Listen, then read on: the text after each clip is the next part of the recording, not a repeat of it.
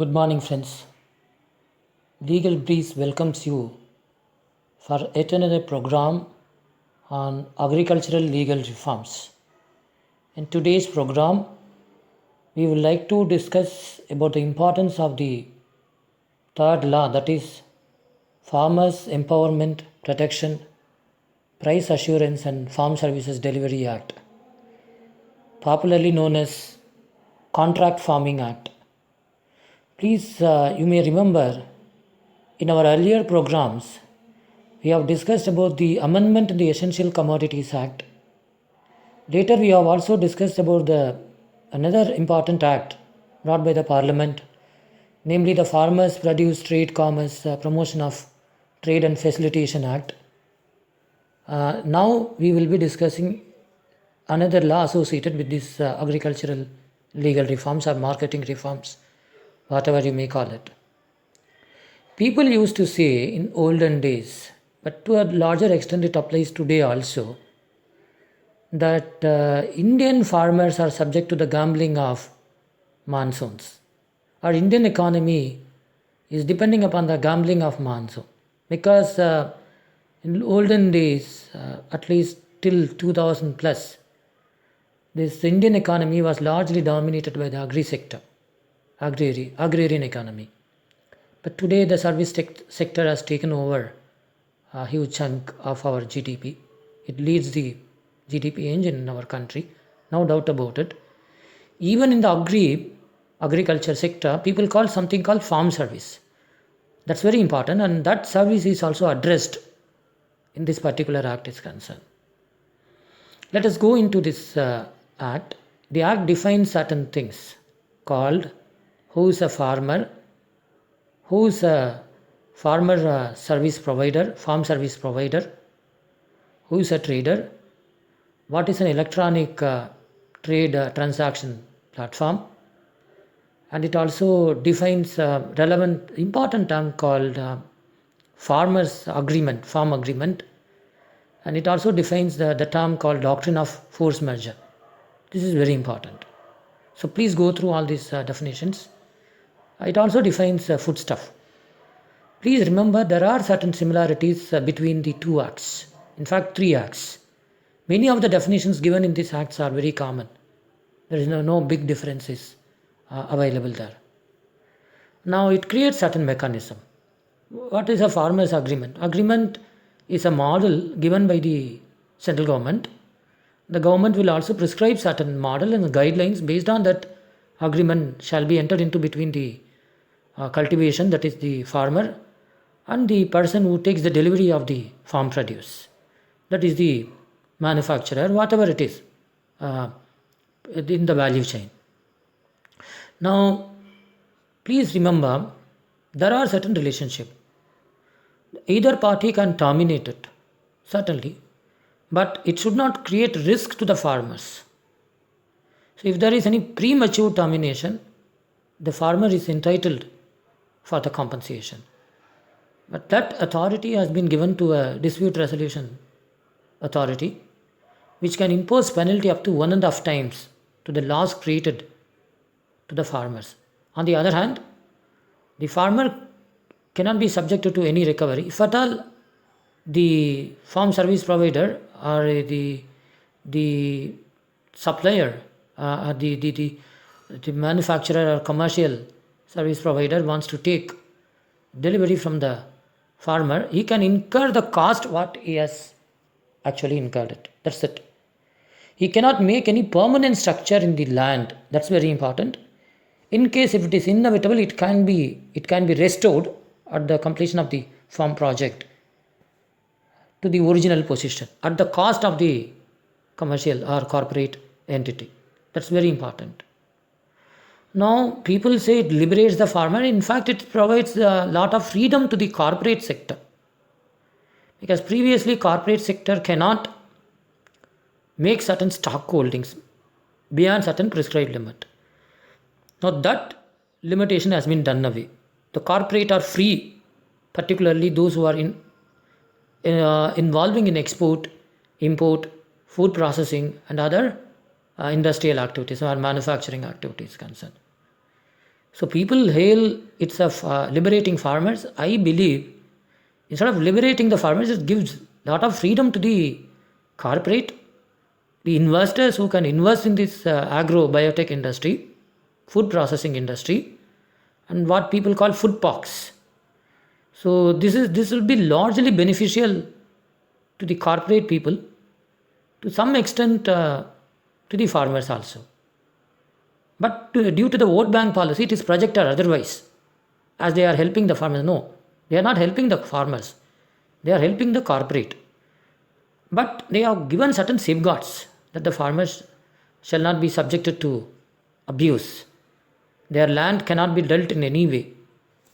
Even if there is any payment, the land cannot be attached, mortgaged, or any other way, the land cannot be touched at all. That provision is very important. This has been made clear by this act is concerned. And penalty, there is the agreement ought to be registered. That's very important. There is a registration authority set up under this act. Under this authority, all the farm agreements are to be registered.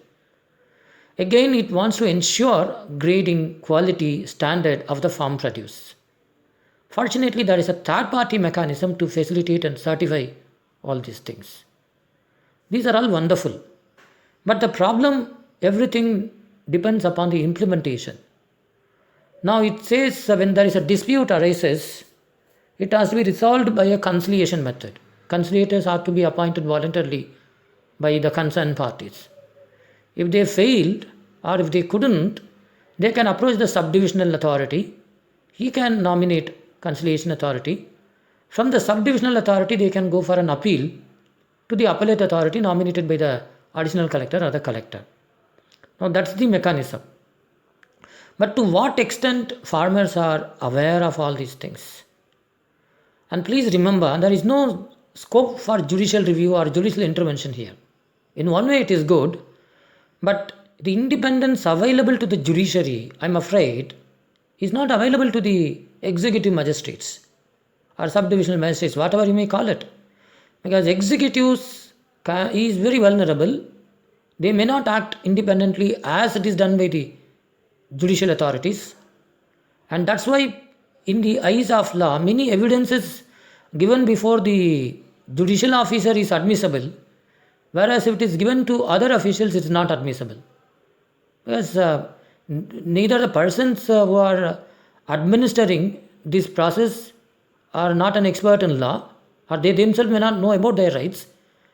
And if that is the case, what about the farmers who may not know anything about his or her own rights? So this is the big weakness in this mechanism is concerned. And it also bars the civil court. So certainly, because otherwise if the case goes to the civil court, we all know none of them can get justice, at least in the given time. So that's not possible. So that's the right mechanism. But they need to implement more. They need to improve more. We believe all these concerns will be addressed in the rules.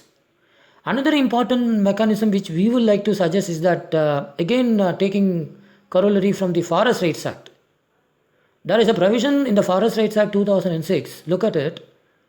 If the concerned officers themselves are not performing their duty, the concerned officers will be liable to be subjected to pecuniary penalty, and they will be charged, or action will be taken against them as a dereliction of duty. Such a provision should be inserted in this act also, because a farmer goes and makes a complaint to the subdivisional magistrate. The subdivisional magistrate is not at all acting upon it. What is the fate of this farmer? On the other hand, the corporate people are very influential. They can create influence to the subdivisional magistrate. What he can do? So therefore, there shall be certain safeguard mechanism, a stronger mechanism shall be made available, and the officers who are supposed to deliver the services at good point of time, if they don't deliver, they should be made accountable. And the corporate entity which fails to honor the agreement, they also should be made suitably accountable to make the compensation, to make the loss, to undo the loss suffered by the farmers. So subject to all these things, we welcome this act, because change is inevitable and everything is globalized today, liberalized today. So we will hope, because a lot of farm produce are produced in this country, but they are all wasted because there is no good technology, there is no investment in the farm sector is concerned. I think this gap will be addressed by this particular legislation is concerned. And there is another commonness among all these three acts. People say it is based on Swaminathan Committee recommendation, report recommendation. Please read the relevant portion of the report whenever you find it. And it also being said that it is based on the 2018-19 Standing Parliamentary Committee report on agriculture and related issues. So these are the common sources for all these three acts. All the three acts have come into picture, I think, by 5th June 2020 during the pandemic season. So this may be helpful for your examination, and please disseminate awareness about this particular agricultural legal reforms. Please enlighten the provisions. Say example, in the second act, Trade Promotion Act, there is a mechanism called price mechanism and market intelligence. Even in this act also, the Parliament has carefully avoided using the minimum support price as a benchmark price. They say the price determined by the APMC or such other mechanism shall be prescribed by the rules. So people should be given, particularly farmers should be given the information about the prices. That's very important. And the price variation, price escalations, all these things, there shall be a reasonable parameter and that need to be prescribed both in black and white. Otherwise there shall be an ambiguity. Timely delivery is very important, particularly the conciliation process should not drag on. They should deliver the justice to the farmers at the earliest possible. So with this, I would like to conclude. Before I conclude, I believe it's my bounden duty to thank all those who are participating in the value adding program or value chain of this program, right from the production of the recording, video making, uploading. There are many more things. So there are various students and friends who are helping us. So I would like to thank all of them wholeheartedly, and to my listeners also. God bless you all. Thank you. Jai Hind.